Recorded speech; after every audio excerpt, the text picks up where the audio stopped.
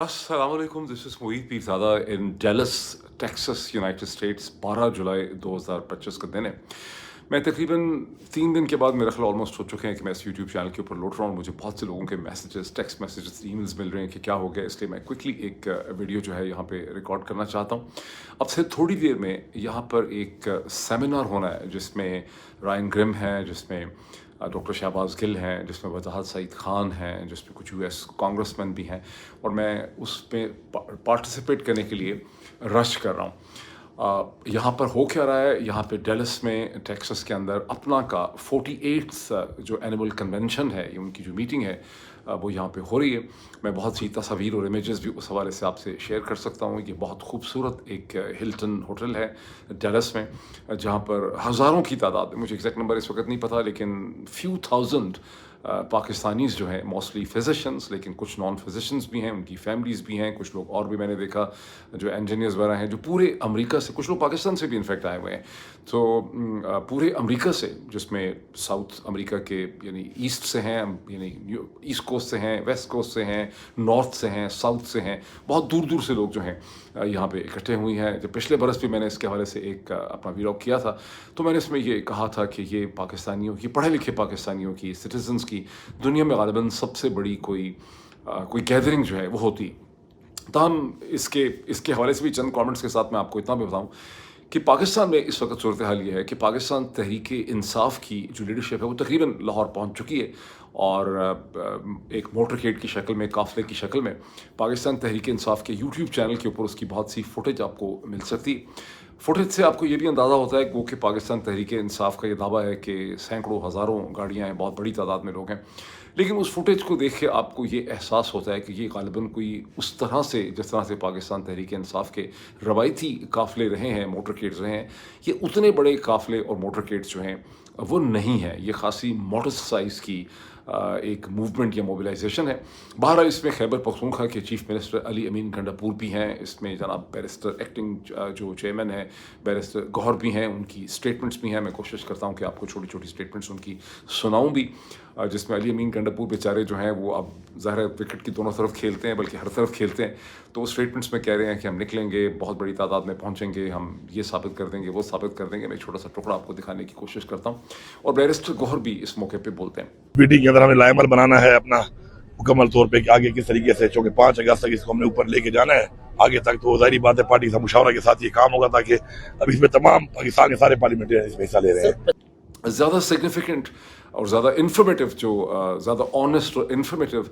जो उसमें टुकड़ा है, जो स्पीच है, जो प्रेस टॉक है, वो सलमान अकरम दारा साहब की है, जिसमें सलमान अकरम दारा साहब ये एक्सप्लेन करते हैं, बड़ा ज़ोर दे के एक्सप्लेन करते हैं कि सड़कों पे निकलना पाकिस्तान तहरीक इंसाफ का, पाकिस्तान के तमाम शहरियों का हक है, और हम सड़कों पे निकल सकते हैं। और लेकिन इस वक्त हम लाहौर में एक ऐसी मीटिंग, जो कि मेरा ख्याल वो टॉक उन्होंने शायद इस्लामाबाद में दी, खैबर हाउस वगैरह में, और हम इस्लामाबाद से अगर निकल रहे हैं, सड़कों के ज़रिए लाहौर पहुंच रहे हैं, तो हम लाहौर किसी जलसे, जुलूस और रैली के लिए नहीं पहुंच रहे, बल्कि हमने वहाँ पर एक प्राइवेट मीटिंग जो है वो लाहौर में करनी है। ये मीटिंग हम लाहौर लेकर जा रहे हैं, वहाँ एक प्राइवेट रिहाइशगाह में ये मुलाकात जारी रहेगी। इसका मकसद यही है कि मुल्क के मुख्तलिफ हिस्सों में दोस्तों के साथ मिल बैठें, वहाँ के आवाम की राय सुनें, और आगे जो इस मुल्क का मुस्तकबिल है, माशी मुस्तकबिल, इस मुल्क का सियासी मुस्तकबिल, उसके हवाले से गुफ्तगू हो। Now this is very significant for understanding कि इसका क्या मतलब है। इसका मतलब है कि 5 अगस्त 2025 की जो इमरान खान के 2 बरस जब हो जाते हैं इम्प्रिजनमेंट के, उसके हवाले से पाकिस्तान तहरीक इंसाफ का जो इस वक्त की सारा एहतजाज है, एक तो उसका फोकस अब इस्लामाबाद नहीं है, उसका फोकस लाहौर है। दूसरा इससे क्या पता चलता है, दूसरा आपको इससे पता चलता है कि पाकिस्तान की जो रूलिंग जो एक इस्टेब्लिशमेंट कह लें, जनरल साहिबान कह लें,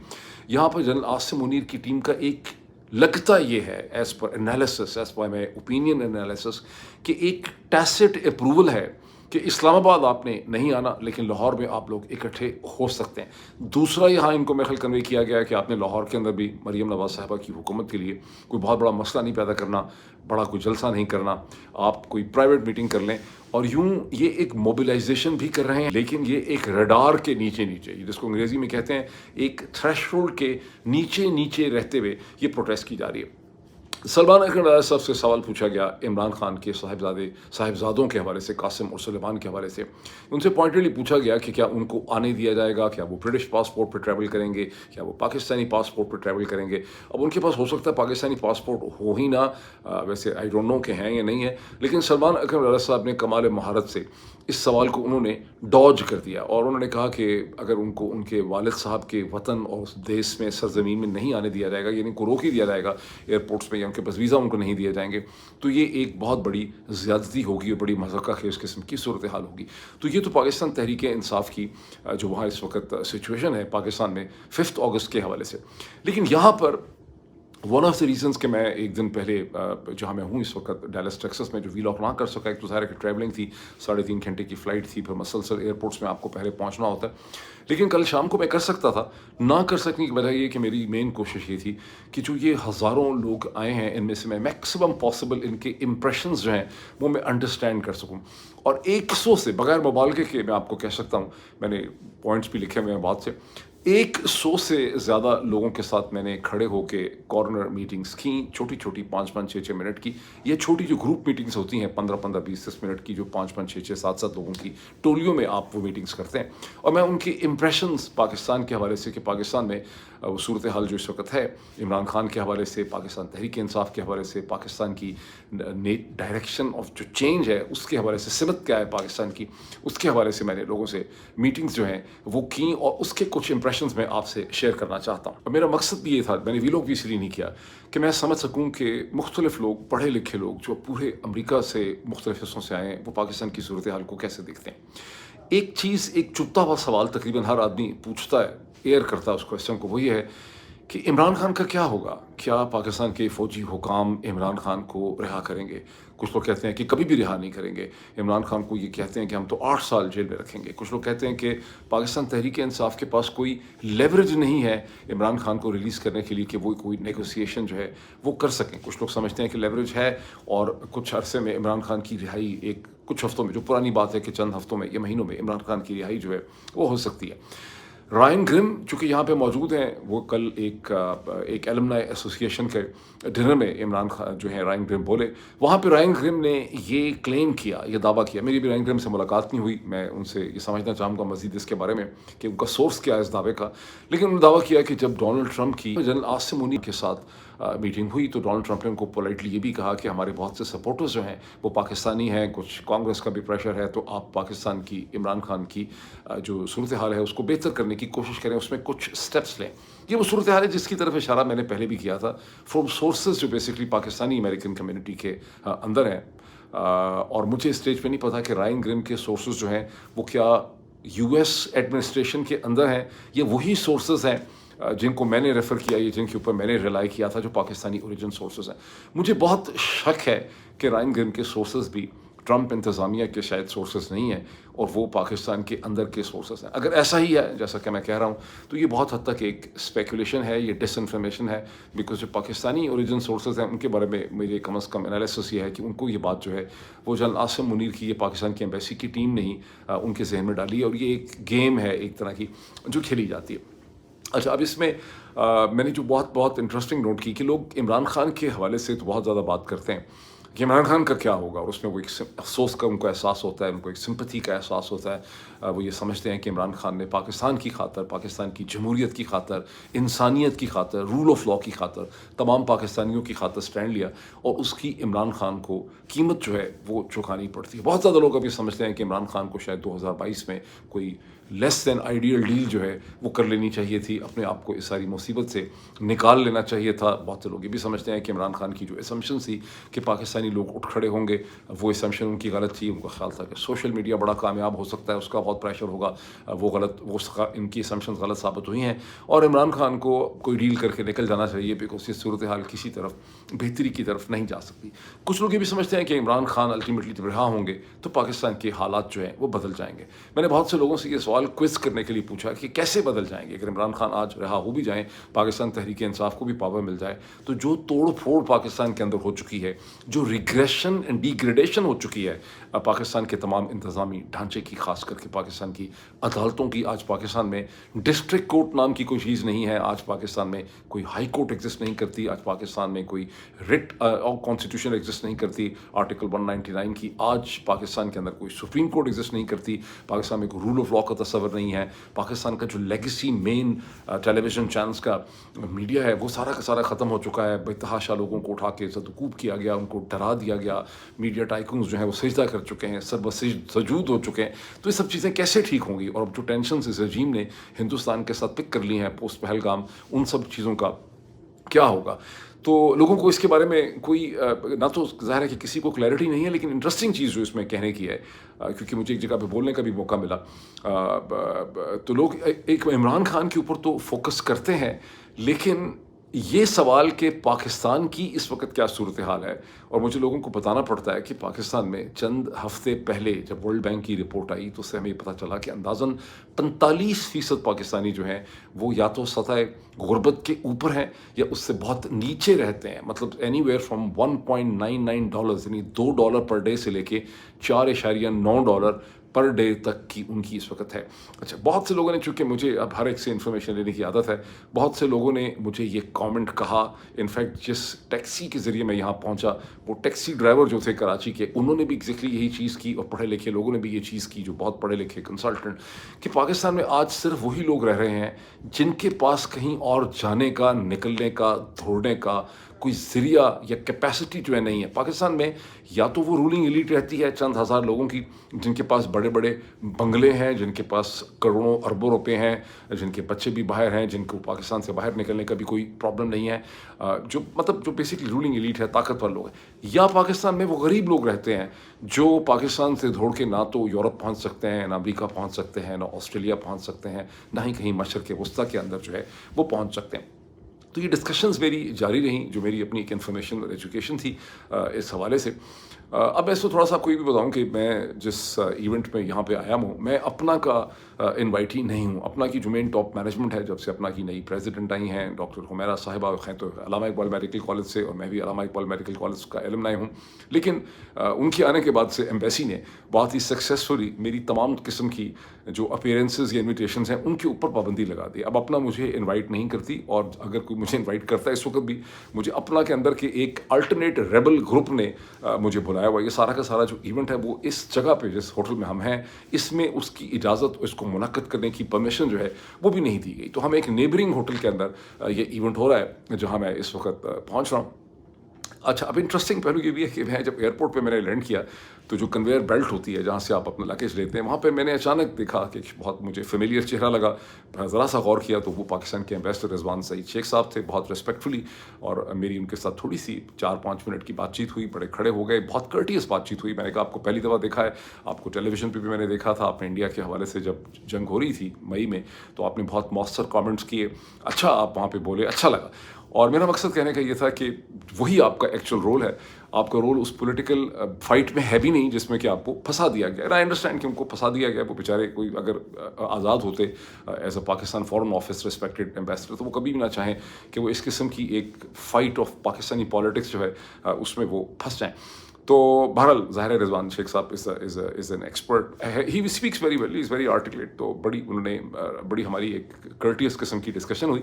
और उसमें उन्होंने ये भी कहा कि मैंने उसको ये भी कहा कि हाँ, पाकिस्तान की पॉलिटिक्स तो एक बड़ा कॉम्प्लेक्स इशू है। तो उसमें उन्होंने कहा कि नहीं, अब हम सबको मुत्तहद होने की ज़रूरत है, क्योंकि हिंदुस्तान की तरफ से बड़ा ख़तरा है। और जब नरेंद्र मोदी ये कहते हैं कि उन्होंने ये जंग जो है ये ख़त्म नहीं हुई, ये सीज़ फायर नहीं है, बल्कि this is have been held in abeyance. उसके अलावा भी कुछ मशरक़ वस्ता के हवाले से उन्होंने कमेंट्स किए। लेकिन जो इंटरेस्टिंग चीज़ है कि मैं I never want to say these things to people on front. मैंने डॉक्टर एम्बेसडर साहब को ही नहीं कहा कि एम्बेसडर साहब, आप जब कहते हैं कि सब लोगों को मुत्तहद होने की ज़रूरत है, तो آپ ہی کی ایمبیسی نے تو ہم جیسے جو بیچارے لوگ ہیں جو ڈسینٹنگ وائسز ہیں آپ نے ہماری پارٹیسپیشن میں پابندی لگا رکھی ہے، خواہ وہ اپنا میں ہو وہ کسی یونیورسٹی کے اندر ہو جہاں کہیں، بلکہ ایسا بھی ہوا ہے کئی فورم میں کہ یونیورسٹیوں میں کئی بعض یونیورسٹیز کے اسٹوڈنٹس نے، پاکستانی جو اسٹوڈنٹس ہوتے ہیں انہوں نے مجھے کسی ایونٹ پہ اسپیکنگ پہ بلایا اور اس کے بعد مجھے انہوں نے بتایا کہ ایمبیسی کے پریشر میں ان کو مجھے ان انوائٹ کرنا پڑا ہے۔ بہت زیادہ یہ ہے، کتنی میں آپ کو اس کی ڈیٹیل شیئر کروں۔ تو بہرحال ایمبیسڈر صاحب کی مجبوریوں کو میں سمجھ سکتا ہوں کہ وہ ایز فورن پاکستان کے فورن سروس کے ایک آفیسر کی حیثیت سے یہ فیصلے نہیں اٹھاتے، وہ اس ایجنسی کے پریشر میں یہ سارے فیصلے کرتے ہیں جو ایجنسی در حقیقت پاکستان کی واشنگٹن کی ایمبیسی کو بھی چلاتی ہے اور دنیا بھر میں پاکستان کے ہائی کمیشن جہاں کہیں ہیں ان کو وہ ایجنسی چلاتی ہے۔ بہرحال رات کو مجھے یہ پتہ چلا، کیونکہ رات کو بڑی دیر تک میں یہاں پھرتا رہا ہوٹل میں، رات کو مجھے پتہ چلا کہ ایمبیسڈر صاحب نے جس ڈنر کے اوپر انہوں نے بولا ایز اے کی نوٹ اسپیکر، وہاں سے جب نکلے تو بہت سے لوگوں نے ان کے اوپر ہوٹنگ کی، نعرہ بازی کی، ان کو مطلب سخت قسم کی باتیں انہوں نے کی، اور لوگوں نے بتایا بھی مجھے، 3-4 لوگوں نے مجھے بتایا اور بڑے فخر سے انہوں نے بتایا۔ اب آئی انڈرسٹینڈ اس کے لوگوں کو غصہ ہے اور لوگ ایمبیسڈر صاحب کو جو ہیں وہ پاکستان کا جو رجیم ہے، ظالم رجیم جو ہے شریف زرداری عاصم رجیم، اس کے نمائندے اور ریپرزنٹیٹیو کے طور پہ دیکھتے ہیں۔ لیکن اس میں تھوڑا سا میرا جو ڈفرینس آف اوپینین ہے، اب میں نے آپ کو بتایا کہ میری پابندی لگائی ہوئی ہے ایمبیسڈر صاحب نے، میں کہیں بھی نہیں جا سکتا ایمبیسی تو ایک میرے لیے ایک ایسا فورن لینڈ ہے جہاں میں جا بھی نہیں سکتا۔ بہرحال باوجود اس کے کہ میں یہ سب چیزوں کو سمجھتا ہوں، میں یہ بھی سمجھتا ہوں کہ ایمبیسڈر اس کے لیے رسپانسبل نہیں ہے۔ ایمبیسڈر ایک سٹرکچر اور ایک انتظامی ڈھانچہ اور ایک سروس کا حصہ ہے جہاں تمام لوگوں کو انہی احکامات کو ماننا پڑتا ہے، ان کی انسٹیٹیوشنل کیپیسٹی ڈسٹروائے کر دی گئی ہے، جیسا کہ اس ملک میں دیکھ رہا ہوں امریکہ کے اندر، جہاں immigration and custom enforcement ice جو ہے اس سے ایسی چیزیں کروائی جا رہی ہیں جو امریکہ کی گزشتہ 50-60 سال کی تاریخ میں تو ہم نے کبھی سنی نہیں ہے، کہ لوگوں کو زبردستی جہازوں میں بٹھا کے، جو مختلف ملکوں کے، افریقہ کے، لاطینی امریکہ کے لوگ ہیں، ان کو کہا جاتا ہے کہ آپ کو لوزیانہ میں بھیج رہے ہیں امیگرینٹس کو، وہاں پہ آپ کو ڈیٹین کیا جائے گا، اور جہاز جب لینڈ کرتا ہے تو پتہ چلتا ہے کہ وہ لاطینی امریکہ کے یا افریقہ کے کسی ملک میں لینڈ کر گیا۔ یہ پیٹنٹلی انلیگل چیزیں ہیں، انکانسٹیٹیوشنل ہیں، لیکن یہ چیزیں امریکہ میں بھی کروائی جا رہی ہیں۔ تو اگر امریکہ کے اندر آئس کا انتظامی ڈھانچہ جو ہے، یہ پولیسنگ انتظامی ڈھانچہ جو ہے، اس کو اس طرح سے استعمال کیا جا سکتا ہے الٹرا وائرز آف دا لا، تو پھر آپ سوچ سکتے ہیں کہ پاکستان جیسے ملک کے انتظامی ڈھانچے کی کیا صورتحال جو ہے وہ ہوگی۔ اچھا، اب ایک بڑا انٹرسٹنگ چیز یہ بھی ہوئی کہ مجھے ایک میڈیکل کالج کی جو ایلمنائی ہے اس نے مجھے ڈنر پہ بلایا، تو اور بھی ایلمنائز نے مجھے ڈنر پہ بلایا، لیکن وہ پہلے میں ان کے ساتھ کمٹ کر چکا ہوا تھا، اور وہ ایلمنائی تھی آرمی میڈیکل کالج کی ایلمنائی، جن کے پریزیڈنٹ جو ہیں، جو ایکٹنگ پریزیڈنٹ ہیں ڈاکٹر راشد نے، اور ان کے سیکرٹری جو ہیں انفارمیشن کے سیکرٹری جنرل جو ہیں، انہوں نے مجھے بلایا ہوا تھا۔ اور بھی جب مجھے کالجز نے مجھے بلایا اپنے ڈنر پہ، تو میں نے کہا میں تو آلریڈی کمیٹڈ ہوں، تو ایک بہت بڑا حیرت کا کہکا پڑتا تھا کہ بھئی یہ آپ کو آرمی میڈیکل کالج والوں نے کیسے بلا لیا، یہ کوئی ٹریپ تو نہیں ہے، یہ پھنس جائیں گے آپ، وہاں کیا بات کریں گے آپ وہاں تو۔ لیکن جب میں وہاں پہنچا، بہت زیادہ لوگ تھے بھی نہیں، 20-25 لوگ تھے ان کے، مینلی پرنسپل میں خیال لیس دین 30۔ تو جب میں وہاں پہنچا بات کرنے کے لیے، جب بات چیت ہوئی، تو میں نے دیکھا کہ وہ بھی پاکستان کے بارے میں اور پاکستان کے مستقبل کے حوالے سے اتنے ہی کنسرن ہیں جتنے کہ کوئی اور لوگ کنسرن ہیں، بلکہ وہاں میرا پرسپیکٹو یہ تھا کہ army as an institution responsible نہیں ہے، army as an institution hijack ہو چکی ہے، اس کے ٹاپ جو لوگ ہیں وہ پاکستان کی ایلیٹزم کا اور ایلیٹ سٹرکچر کا حصہ بن جاتے ہیں، اور یہ سب لوگ رسپانسبل نہیں ہیں۔ جس طرح سے امیگریشن اینڈ کسٹم ایکسائز امریکہ میں یا پاکستان کے ایمبیسڈرز مجبور ہیں، ایسے آرمی افسرز کی بھی مجبوریاں ہوتی ہیں۔ لیکن مجھ سے زیادہ کرٹیکل وائسز جو ہیں وہ لسنرز کے اندر، آڈینس میں موجود تھیں، جن کا آرگومنٹ یہ تھا کہ جو سارے کے سارے ہی اپنے مفادات میں، اور اتنی ڈیپلی پینیٹریشن ہو چکی ہے، آرمی ویلفیئر ٹرسٹ ہے، پلاٹس کا ایشو ہے، ان کو اپنے پریویلیجز ملتے ہیں، تو در حقیقت وہ بھی رسپانسبل ہیں۔ بہرحال this was one of the interaction. اب میں آپ کو تھوڑا سا کوئکلی، چونکہ مجھے پہنچنا بھی ہے کانفرنس کے لیے، میں چند آپ کو اخباروں کی ہیڈ لائنز کوئکلی دکھانا چاہتا ہوں۔ 3-4 ہیڈ لائنز تو سیدھی جو ہیں وہ اسرائیل کا جو مین لیفٹ لیننگ پیپر ہے ہارتس، اس کی ہیڈ لائنز ہیں۔ ان ہیڈ لائن سے آپ کو، ایک ہیڈ لائن سے آپ کو یہ پتہ چلتا ہے کہ جو ہوسٹیجز ریلیز ہو رہے ہیں ان کا یہ خیال ہے کہ نیتن یاہو سنگولرلی رسپانسبل ہے اس جنگ میں جو ڈیتھس ہوئی ہیں اسرائیلی ہوسٹیجز کی، اس کی تمام تر ذمہ داری اسرائیل کی اسٹیبلشمنٹ اور نیتن یاہو پہ ہوتی ہے، بیکاز نیتن یاہو اپنے پولیٹیکل ریزنز میں، کرپشن کیسز کی وجہ سے جنگ کو بند نہیں کر رہا۔ وہ چاہتا ہے کہ چیزیں اتنی لٹک جائیں کہ اس کی اپنی اکاؤنٹیبلٹی جو ہے وہ نہ ہو سکے۔ یہ میں آپ کو ایک ہیڈ لائن جو ہے دکھانا چاہتا ہوں۔ ایک اور ہیڈ لائن سے یہ پتہ چلتا ہے کہ نیتن نے ڈونلڈ ٹرمپ کو یہ بتا دیا ہے کہ اگر ایران کا پروگرام اپنا دوبارہ ریزیوم کرتا ہے nuclear programme then Israel can again attack Iran. یہ بڑی انٹرسٹنگ ڈیولپمنٹ ہے. ایک اور ہیڈ لائن پتہ نہیں دکھا پاتا ہوں کہ نہیں, اس سے پتہ چلتا ہے کہ ایران نے یہ ایسٹیمیٹ کیا ہے کہ انہیں اسرائیل کی طرف سے مزید حملوں کا خطرہ ہے, اور نیتن ایکٹیولی طور پہ اس کی اسٹیبلشمنٹ یہ غور کر رہی ہے کہ کیسے اس جنگ کو ریزیوم کیا جائے, ڈسپائٹ دی فیکٹ کہ امریکن جو ہیں وہ چاہتے ہیں اور ڈونلڈ ٹرمپ نے چاہتا ہے کہ اس جنگ کو, پریزیڈنٹ ڈونلڈ ٹرمپ چاہتے ہیں کہ اس جنگ کو ریزیوم نہ کیا جائے. لیکن ایک اور ہیڈ لائن بہت انٹرسٹنگ ہے, یہ انالیٹیکل اوپینین پیس ہے جس میں کسی نے یہ انالیسس آفر کیا ہے کہ اسرائیلی ڈیفنس فورسز کے جو جوان 1000 کے قریب ڈیتھس ہو چکی ہیں, مزید ڈیتھس ہوئی ہیں اسی ہفتے, جو غازہ میں مارے گئے ہیں, انہیں آپ اسرائیل کے اندر شہید یا مارٹر نہیں کہہ سکتے, بیکاز یہ جو جنگ ہے اسرائیلی ڈیفنس فورسز کی, یہ یہودیت کی اور اسرائیل جو ان کا ریلیجن ہے جوڈازم کا, یہ اس کی تمام تر ٹیچنگس کے منافی ہے. This is not had been written by some rabbi or some religious person, this is been a purely secular analysis of religion جو کہتا ہے. اب یہ اس سے آپ کو پاکستان کی ڈبیٹ بھی جو ہے وہ یاد آ جاتی ہے, جو میں کہتا ہوں کہ میں نے مارٹر کا لفظ استعمال کرنا یا شہید کا لفظ استعمال کرنا جو ہے میں نے بند کر دیا. اسرائیل کے اندر بھی ایگزیکٹلی یہی ڈبیٹ ہو رہی ہے کہ ہمارے جو سپاہی جوان آدمی عورتیں مارے جا رہے ہیں ان کو آپ شہید نہیں کہہ سکتے. ایک اور ہیڈ لائن میں آپ کو اگر دکھا سکوں اسکرین کے اوپر, سے پتہ چلتا ہے کہ ڈونلڈ ٹرمپ نے 30-35% ڈیوٹی جو ہے وہ ٹھوکتی ہے یورپین یونین کے اوپر میکسیکو میں. And what does it really mean? It means کہ ڈونلڈ ٹرمپ کی جو ٹریڈ نیگوسیشنز ہیں وہ کہیں پر بھی کامیاب نہیں ہو سکی. ابھی تک پریزیڈنٹ ڈونلڈ ٹرمپ صرف یونائٹڈ کنگڈم کے ساتھ اور ویتنام کے ساتھ فائنل ڈیل کر سکے ہیں, جس میں ویتنام کو 20% اور برطانیہ کا پتہ نہیں کیا ان کا سلسلہ ہے. اس کے علاوہ باقی ساری دنیا کے ساتھ ان کی کہیں پر بھی کوئی کنکلوسیو ڈیل نہیں ہو پا رہی ہے. وہ مختلف باتیں تو کر رہے ہیں, اس کا کیا انجام نکلے گا, لیکن سمجھ یہی آتی ہے کہ گزشتہ چند مہینوں میں انہوں نے جو سوچا تھا کہ میرے پریشر سے میرے ٹریڈنگ پارٹنرز جو ہیں